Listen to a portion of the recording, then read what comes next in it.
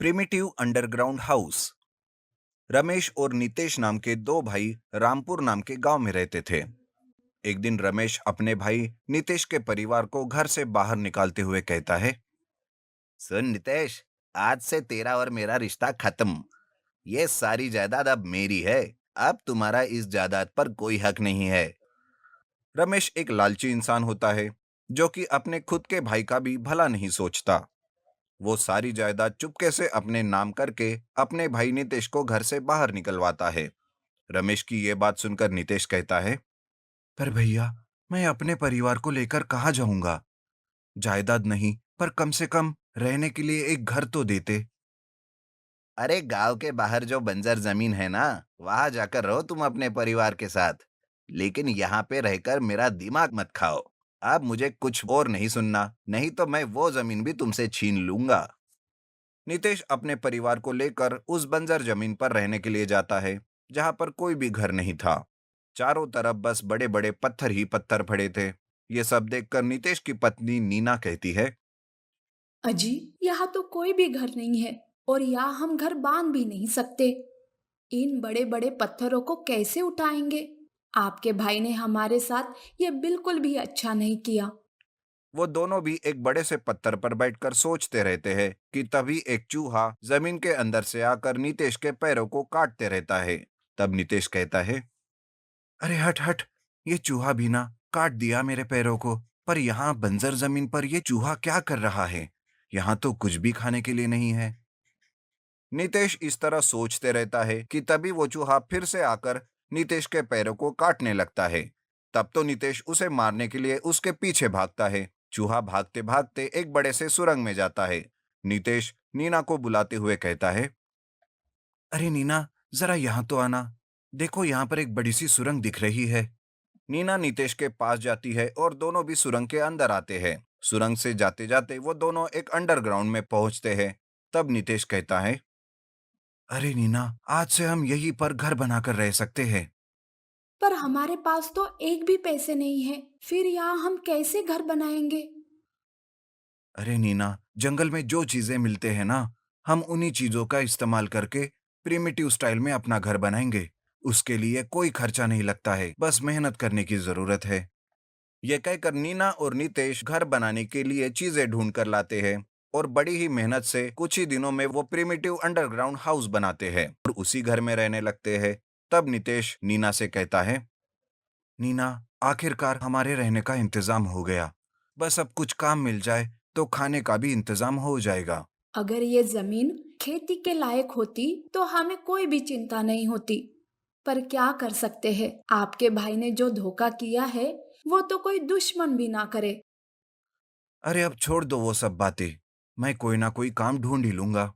वे दोनों ऐसी बातें कर ही रहे थे कि तभी वो चूहा फिर से उनके प्रिमिटिव अंडरग्राउंड हाउस में आता है और वहां पर इधर उधर करने लगता है। तब नितेश उस चूहे को भगाने की कोशिश करता है। तब वो चूहा भागते भागते एक बिल में घुस जाता है। उस बिल में से थोड़ी रोशनी आती हुई दिखाई देती है। नितेश जब वहां जाकर देखता है, तब वहां पे एक हीरा होता है। हीरे को देखकर नितेश कहता है, अरे अरे नीना, इस बिल में तो एक हीरा है, लेकिन ये हीरा यहाँ कैसे? नितेश उस हीरे को निकालकर देखता रहता है। नीना भी उस हीरे को देखकर चौंक जाती है। फिर नितेश अंडरग्राउंड में ही उस बिल में ताक झांक करने लगता है। तब उस बिल में एक दीवार दिखाई देती है और उस दीवार के पीछे कुछ लोगों के बातें करने की आवाज आती है। नितेश जब दीवार में लगे एक होल से देखता है, तब उसे सारी बात समझ आती है। अरे ये लोग तो स्मगलर है, स्मगलर, जो स्मगलिंग करके हीरे यहाँ अंडरग्राउंड में छुपा कर रखते हैं। मुझे अभी पुलिस को इन्फॉर्म करना होगा। ये कहकर नितेश तुरंत ही पुलिस को फोन लगाता है और स्मगलर्स की सारी जानकारी देता है। पुलिस भी तुरंत वहां आती है और अंडरग्राउंड जाकर सारे स्मगलर्स को पकड़ लेती है। तब पुलिस कहते हैं, thank you very much Nitesh. तुम्हारी वजह से आज इस बड़े हीरे के स्मगलर्स को हम पकड़ सके हैं। तुम्हें इसके लिए 10% इनाम मिलेगा। पुलिस स्मगलर्स को पकड़कर ले जाती है और जेल में डाल देती है। नितेश को पुलिस की मदद करने के लिए 10% का इनाम, जो बहुत सारी राशि होती है, मिलता है। उसी के साथ जो हीरा चूहे से नितेश के घर में गिरा था, वो उसे बेचकर पैसे कमाते हैं। बाद में जेसीबी से बड़े बड़े पत्थरों को वो उठाता है और उस बंजर जमीन को खोदकर खेती के लायक बनाता है। इस तरह से नितेश और उसकी पत्नी उसी प्रिमिटिव अंडरग्राउंड हाउस में रहकर खेती का काम करने लगते हैं और हंसी खुशी से अपनी जिंदगी व्यतीत करने लगते हैं। मुंटी नाम का एक लड़का, जो मैकेनिकल इंजीनियरिंग की पढ़ाई खत्म कर चुका था, वो बहुत ही होशियार लड़का था। उसे नौकरी करने की बिल्कुल भी इच्छा नहीं थी। वो हमेशा कुछ अलग करने की सोचते रहता था। उसके पिता गिरिधर उससे बहुत परेशान थे। वो अक्सर इस बात को लेकर उसे डांटते रहते थे। अरे ओ निकम्मे, मैकेनिकल इंजीनियरिंग की पढ़ाई कर चुका है, पर फिर भी घर बैठे बैठे मुफ्त की रोटियां तोड़ रहा है। अरे कुछ करता क्यों नहीं? कोई नौकरी क्यों नहीं ढूंढता? ऐसे कब तक अपने बाप की कमाई खाता रहेगा? पिताजी, आप क्यों खामखा अपना ब्लड प्रेशर बढ़ा रहे हो? चिल पिताजी, चिल। देखना, मैं ऐसा कुछ करूंगा कि सारा शहर एक दिन आपके बेटे का गुण गाएगा। अरे पिछले 2 साल से यही कह रहा है। अब तो मुझे ऐसे लग रहा है कि मेरे मरने के बाद ही तू कुछ करेगा। गिरिधर यह कह रहा था कि वहां उसका पड़ोसी मोहन आता है और वो कहता है, अरे गिरिधर, क्या हुआ? क्यों चिल्ला रहे हो? अरे मोंटी को छोड़ दो। सब बच्चे मेरे बेटे जैसे थोड़ी ही ना होंगे। वो देखो, कैंपस सिलेक्शन में ही सिलेक्ट हो गया वो, और अच्छे से नौकरी भी कर रहा है। हाँ, तुम सही कह रहे हो। मेरी किस्मत ही फूटी है, जो मुझे ये सब झेलना पड़ रहा है। अरे अंकल जी, आप भी ना, आपको कोई काम नहीं है क्या, जो सुबह सुबह हमारे घर चले आते हो? और पिताजी, आप फिर से शुरू हो गए। आप ना घर में एंजॉय करते हो और ना मुझे करने देते हो। मैं बाहर जा रहा हूँ, शाम को आने में देरी हो जाएगी।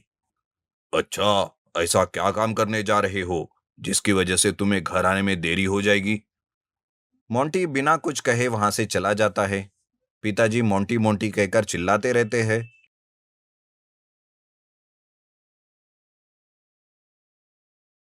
लेकिन मोंटी अपने दोस्तों के साथ घूम फिर कर रात घर आता है। गिरिधर सोया हुआ था। मोंटी यह देख कहता है, अरे ये क्या, आज मौसम इतना ठंडा है। चलो अच्छा हुआ, नहीं तो फिर से कुछ ना कुछ कहकर मेरा दिमाग खराब कर देते। यह सोचकर मोंटी रसोई में जाता है। रसोई में सारे बर्तन खाली पड़े थे। यह देख मोंटी के कुछ समझ में नहीं आता और वो अपने मन में सोचता, मेरे पिताजी ने खाना भी नहीं बनाया। लगता है वो मुझसे आज कुछ ज्यादा ही नाराज है, इसलिए भूखे सो रहे हैं। मुझे जाकर उन्हें जगाना होगा। यह सोचकर मोंटी अपने पिता को उठाने जाता है। तब देखता है कि उनका बदन बुखार से जल रहा था। यह देख मोंटी तुरंत उन्हें हॉस्पिटल ले जाने के लिए ऑटो बुलाता है। 500 रुपये भैया। क्या? 500 रुपये? अरे हॉस्पिटल तो पास में ही है। अरे भैया, डीजल और पेट्रोल के दाम आसमान छू रहे हैं। अब इस हालत में हम करे भी तो क्या करें? अरे इतना दाम बढ़ाओगे तो हम जैसे मिडिल क्लास वाले क्या खाएंगे और क्या खर्च करेंगे, बताओ तुम। अरे हम भी तो मिडिल क्लास वाले ही है भैया। अब डीजल और पेट्रोल के दाम बढ़ गए हैं, तो हम क्या करें? मोंटी अपने पिता को हॉस्पिटल ले जाता है। वहां डॉक्टर उन्हें देखते हैं और मोंटी से कहते हैं, देखो मोंटी बेटा, तुम्हारे पिताजी कुछ ज्यादा ही स्ट्रेस ले रहे हैं इस उम्र में। उनका इतना ज्यादा स्ट्रेस लेना अच्छी बात नहीं है। उनका हमेशा ख्याल रखना बेटा। मोंटी अपने पिता को घर लेकर आता है और वो सारी रात करवट बदलते रहता है। वो किसी बात को लेकर बहुत सोच में पड़ जाता है। करवट बदलते बदलते सुबह हो जाती है और सुबह मोंटी अपने पिताजी से भी पहले उठकर उनके लिए नाश्ता बनाता है। यह देखकर गिरिधर आश्चर्यचकित होता है। पिताजी, आप जल्दी से नाश्ता कर लो, दवाई लेनी है। यह कहकर मोंटी अपने आंगन में आता है और अपने आंगन में पड़ी हुई पुरानी जंग से भरी हुई साइकिल को देखकर सोचने लगता है, अरे आजकल डीजल और पेट्रोल का खर्चा बहुत ज्यादा हो गया है, और ऊपर से ये पोल्यूशन। मैं एक काम करता हूँ, मैं अपनी साइकिल का रिस्टोरेशन करके इसे एक इलेक्ट्रिक साइकिल में बदलता हूँ। यह सोचकर मोंटी अपने साइकिल का रिस्टोरेशन करता है और घर में से एक इलेक्ट्रिक बैटरी को निकालकर अपने साइकिल से जोड़ देता है और उस साइकिल के हैंडल को कुछ बटन भी लगा देता है। बस देखते ही देखते वो इलेक्ट्रिक साइकिल का रिस्टोरेशन कर लेता है और वो एक नई साइकिल में बदल जाती है। गिरिधर यह देखकर बहुत खुश हो जाता है। मोंटी भी उस साइकिल को लेकर शहर में घूमने लगता है। उसमें ना तो आवाज थी और ना ही पोल्यूशन। बच्चे और बूढ़े उस साइकिल को देखकर बहुत खुश हो जाते हैं। तभी एक बच्चा मोंटी से कहता है, भैया भैया, मुझे भी ये इलेक्ट्रिक साइकिल चलानी है। हाँ हाँ बेटा, क्यों नहीं, ये लो चलाओ। वो बच्चा उस इलेक्ट्रिक साइकिल को चलाकर बहुत खुश हो जाता है। इस तरह वहां खड़े सब लोगों को वो इलेक्ट्रिक साइकिल बहुत पसंद आती है। मोंटी अपनी साइकिल लेकर एक साइकिल मैन्युफैक्चरिंग कंपनी के पास जाता है। वो कंपनी वालों को इलेक्ट्रिक साइकिल बहुत पसंद आती है और वो कंपनी वाले मोंटी को इलेक्ट्रिक साइकिल बनाने के ऑर्डर देते हैं और मोंटी को अपने कंपनी में 50-50% का पार्टनर बना लेते हैं। सफलता से गिरिधर बहुत खुश हो जाता है। गिरिधर का पड़ोसी मोहन आकर गिरिधर से कहता है, अरे वाह गिरिधर, तुम्हारे बेटे का नाम तो सारे शहर में मशहूर हो गया है। तुम सचमुच बहुत किस्मत वाले हो। मुझे माफ कर दो, मैंने तुम्हारे बेटे की प्रतिभा को जाने बगैर उसकी बेइज्जती की। मैं आज जान गया हूँ कि हर किसी में कोई ना कोई प्रतिभा छिपी होती है। हमें कभी भी किसी को भी तुच्छ नहीं समझना चाहिए। ये सब वही खड़ा मोंटी सुनता है और वो खुश हो जाता है। मोहन की ये बात सुनकर गिरिधर की आंखों में आंसू आने लगते हैं और वो बड़े ही गर्व से अपने बेटे को गले लगाता है। Match box electric rickshaw trolley. जीवन नाम का एक बूढ़ा आदमी माचिस के डिब्बों से खिलौने बनाकर उन्हें सड़क के किनारे पर रखकर बेचा करता था। इस तरह आए हुए पैसों से वो अपना और अपने अंधे बेटे विपुल का पालन पोषण करता था। कभी कभी खिलौने बिक जाते थे तो कभी नहीं। इस तरह बहुत ही मुश्किल से वो अपने अंधे बेटे का बोझ अपने बूढ़े कांधे पर ढो रहा था। एक दिन विपुल उसे कहता है, बाबा, आप मेरा कितना ख्याल रखते हो, और एक मैं हूँ कि इस उम्र में भी आप पर बोझ बना हुआ हूँ। देखो बेटा, ऐसे मत बोलो। औलाद कभी भी बाप पर बोझ नहीं होती। जब तक इन बूढ़े कंधों में दम है, मैं तुम्हारी हर जरूरत पूरी करूंगा। मुझे तो बस एक ही चिंता खाई जाती है कि मेरे बाद तुम्हारा क्या होगा। यूं दोनों बाप बेटे की जिंदगी इस तरह से गुजर रही थी। एक दिन जीवन सड़क के किनारे माचिस के डिब्बों से बने खिलौने बेच रहा था कि अचानक से एक ट्रक के ब्रेक फेल हो गए और वो ट्रक आकर जीवन को धक्का देकर चली गई। जीवन की मौत हो गई। विपुल अपने पिता की मौत से एकदम टूट गया था। उसके सारे रिश्तेदार उससे मुंह मोड़ लेते हैं। विपुल के दूर के एक रिश्तेदार थे, रमन। रमन की एक बेटी थी, पारुल, जो विपुल से बहुत प्यार करती थी। विपुल भी उसे बहुत प्यार करता था, लेकिन विपुल के अंधेपन की वजह से इस बात को वो अपने घर में नहीं बता पा रहे थे। जीवन के जाने के बाद पारुल विपुल से मिलने उसके घर आती है। विपुल, कैसे हो? कुछ खाया है कि नहीं? अरे पारुल, तुम यहाँ क्यों आई? अगर ये बात तुम्हारे पिताजी को पता चल गई तो वो नाराज होंगे। नहीं, पिताजी काम के सिलसिले से गांव गए हुए हैं। वो शाम को आएंगे, तब तक मैं चली जाऊंगी। ये लो, मैं तुम्हारे लिए खाना लाई हूँ, खा लो। पारुल, तुम इस अंधे के पीछे अपनी जिंदगी बर्बाद मत करो। तुम अपनी जिंदगी बसा लो। देखो विपुल, अच्छा हो या बुरा, मैं तुमसे ही शादी करूंगी। अब तुम ये सारी बातें छोड़ो और खाना खाओ। पारुल विपुल के हाथ में माचिस के डिब्बे से बना एक रिक्शा ट्रॉली देखती है। ये क्या? माचिस के डिब्बे से बने रिक्शे से खेल रहे हो? हाँ, ये पिताजी ने मेरे लिए बनाया था। ये उनकी आखिरी निशानी है।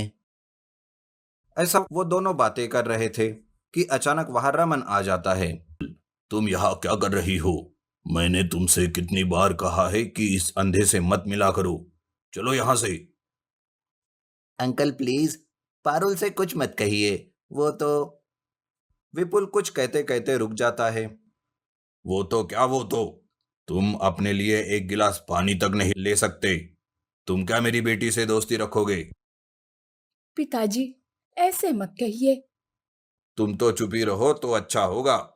और तू अंधे, तेरी दाहिनी ओर एक पानी का गिलास रखा हुआ है। तू जाकर उस पानी के गिलास को निकाल। विपुल गिलास की ओर बढ़ता है कि तभी रमन उसके पैरों में लाठी को गिरा देता है, जिसकी वजह से विपुल गिर जाता है और उसके माथे पर बहुत गहरी चोट लगती है। देखा, यह है तेरी सच्चाई। तू अपने लिए एक पानी का गिलास तक नहीं ले सकता। तू क्या मेरी बेटी को पालेगा? फिर कभी भी मेरी बेटी से मिलने या उससे बात करने की कोशिश की तो मैं तेरी जान ले लूंगा। ये कहकर रमन पारुल को वहां से ले जाता है। विपुल मन ही मन में सोचता है। अरे अंकल भी तो सही कह रहे हैं। मैं कैसे पारुल का ख्याल रखूंगा? मेरी वजह से पारुल की जिंदगी में तकलीफ हो, यह मैं सोच भी नहीं सकता। के पड़ोसी और उसके सारे रिश्तेदार उससे मुंह मोड़ लेते हैं। दिन ब दिन विपुल की जिंदगी मुश्किलों से घिरी जा रही थी। उसके पास खाने के लिए खाना भी नहीं था और न ही काम करने के लिए कुछ काम। अरे रे रे, ऐसी बदतर जिंदगी मैं और बर्दाश्त नहीं कर सकता। इससे अच्छा है कि मैं अपने आप को ही खत्म कर लूं। ये सोचकर वो माचिस डिब्बा रिक्शा ट्रॉली को लेकर नदी में छलांग मार देता है। वो नदी में डूब रहा था कि तभी एक बड़ा सा मगरमच्छ विपुल को अपनी पीठ पर लेकर नदी के किनारे आता है। विपुल बेहोश था। जब उसे होश आता है। कोई है? मैं कहाँ हूँ? देखो, तुम कौन हो?